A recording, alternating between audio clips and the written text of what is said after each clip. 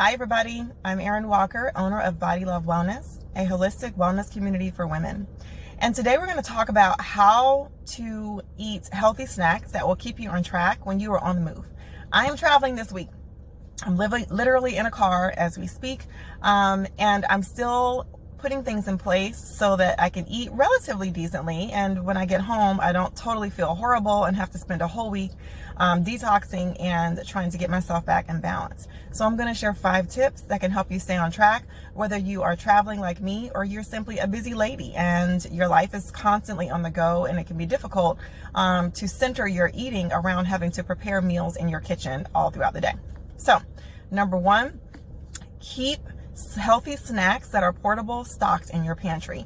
Things like individual packets of nut butter, individual hummus cups, carrot sticks, celery sticks, apples.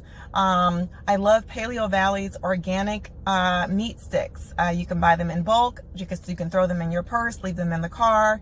Those are just a few examples, like boiled eggs, of things that are quick, that are easy, that are cost effective, so you always have a healthy snack within your reach. Number 2, keep healthy snacks wherever you are, in your purse, in your bag, in your car. Always have something that you can grab, and ideally things that don't perish very easily if you leave it in your car, for example, or your purse, but always have something within reach. Number 3, if you're traveling, make your first stop a grocery store.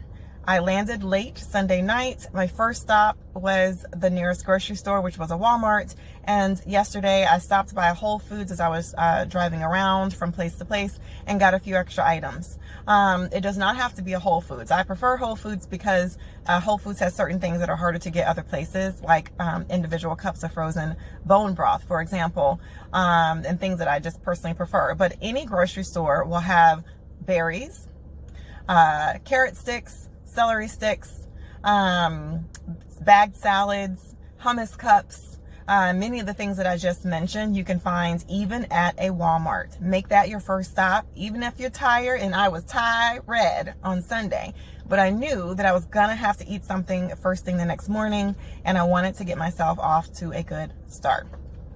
Number 4, if you are not in a place where you can juice, or you're not into juicing, stock up on bottled green juices. Suja has a great brand that's not ladled with sugar.